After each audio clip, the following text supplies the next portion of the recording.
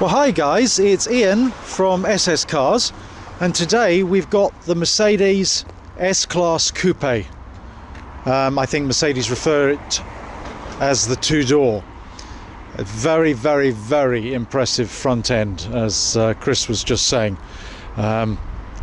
What Mercedes have tried to do with this car is to make it a competitor for the Bentley GT and the Ferrari FF, now to be called the GTC4 Lusso, but at a price bracket which is very competitive. I think the Bentley, both V8 and the V12, are upwards of 150,000, and the Ferrari, of course, is well over 200,000. I think this comes in at about 120, 130. So it's very, very carefully placed to undercut the established market leaders. And we're going to take it for a run, and we'll do a whole run through of it a little bit later. But Chris and I are actually very excited about this. It really is one of the most technological cars available on the market today, and has a whole range of innovative features which we'll cover at a slightly later time.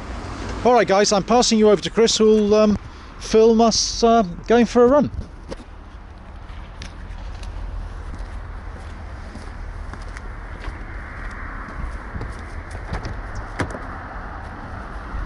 Actually, before we go, Chris, if you just sort of give everybody a sort of an indication of the inside. It's almost to a point where it has two laptop screens, one for the speedometer and the rev counter, and the other for all your management and information you require from the computer to pull up on the center screen. But again, we'll show you that a little bit later. Okay, Chris. Okay. I'll get in and we'll fire her up.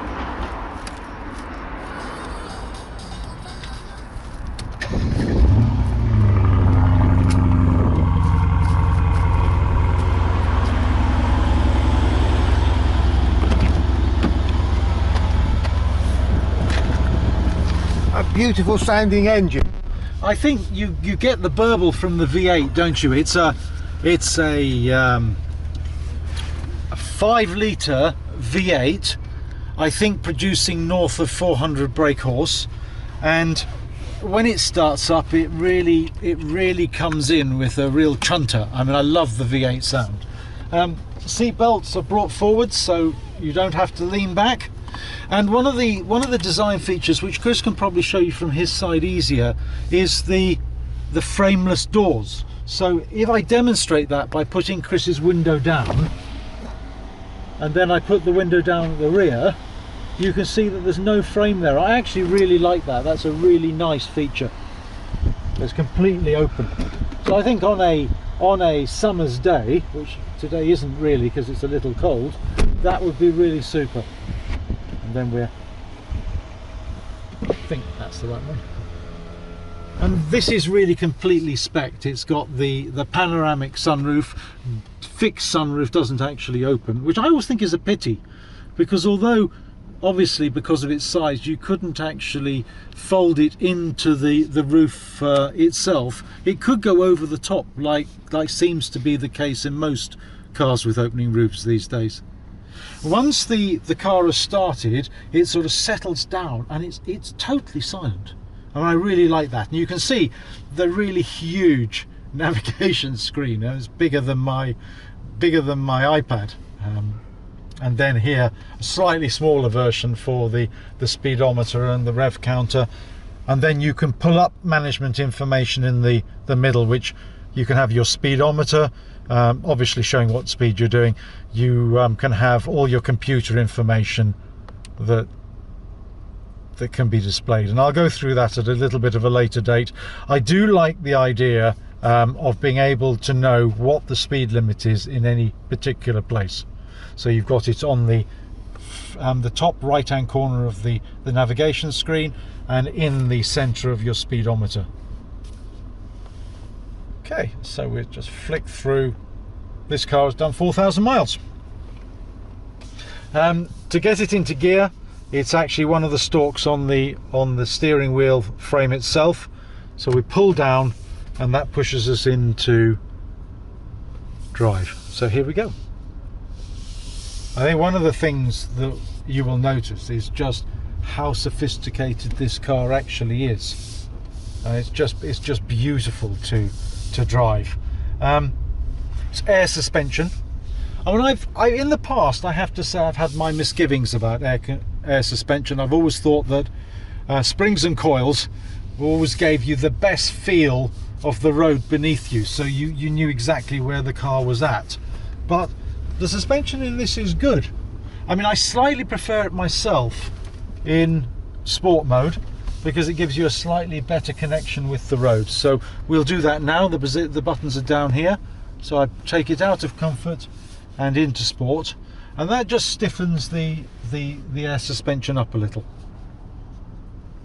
I'm going to be interested to know what everybody thinks about this type of dash layout, because clearly we've gone away from the analog dials to a purely digital format. So I'm really interested to know. I mean, let me have your comments on what you think about this. And I know Mercedes-Benz made this decision in the S-Class some time ago. In the previous generation had a digital display, but this is the first one that's had the sort of the big center screen like this, which I do quite like, actually, I must admit. Excuse me, I'm going to go left here now because obviously there's a bit of a queue going right.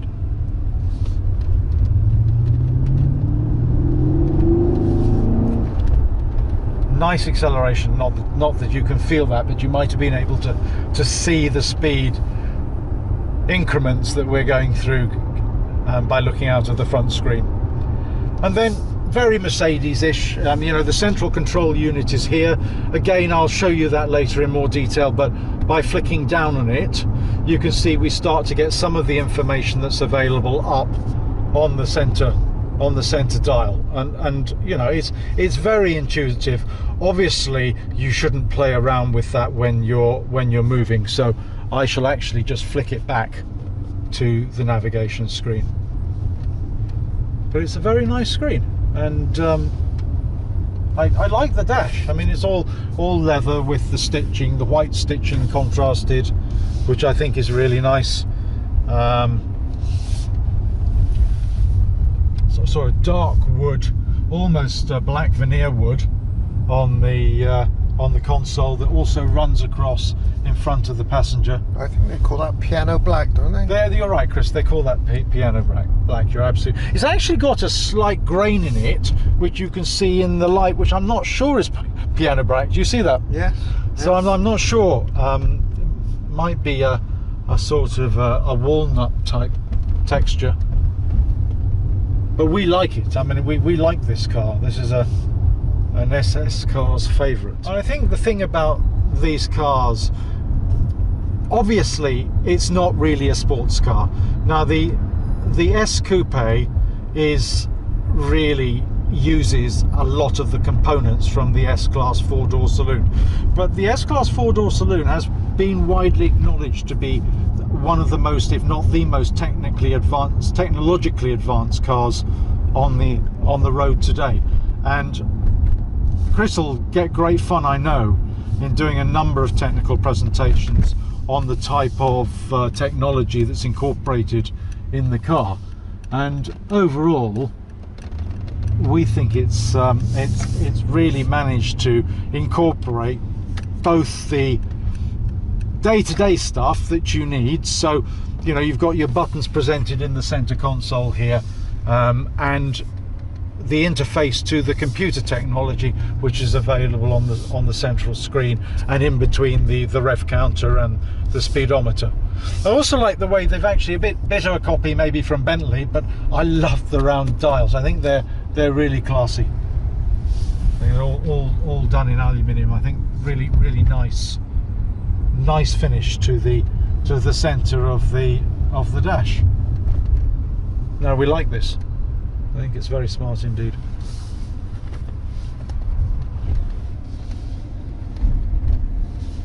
Excuse me while I just concentrate coming through the bollards there. Okay, what else can I tell you about whilst we're on the drive? One of the reasons that it's fairly quiet inside here is because we have double glazed windows units, and they make a huge difference. I don't know whether you can tell, as these cars are passing us here, you really don't hear them. And I used to have this on my Ferrari FF, and I noticed at the time, actually, in the Ferrari, of course, the Ferrari was always more vocal than the Mercedes, although this does make a lovely rumble when you put your foot down. There's no question that by isolating the noise from the outside, you got all the wonderful V12 engine from the Ferrari inside the cabin, which I always quite like. You don't get that to the same extent as this, but this is a transcontinental car for dashing from here to the south of France, and you know, I think in that respect it does that incredibly well. It's very quiet. If I was going to go a long way in a car, this would absolutely be the car I'd choose. I think there is still some way to go in terms of refining the air suspension for the comfort setting. I like it in sport.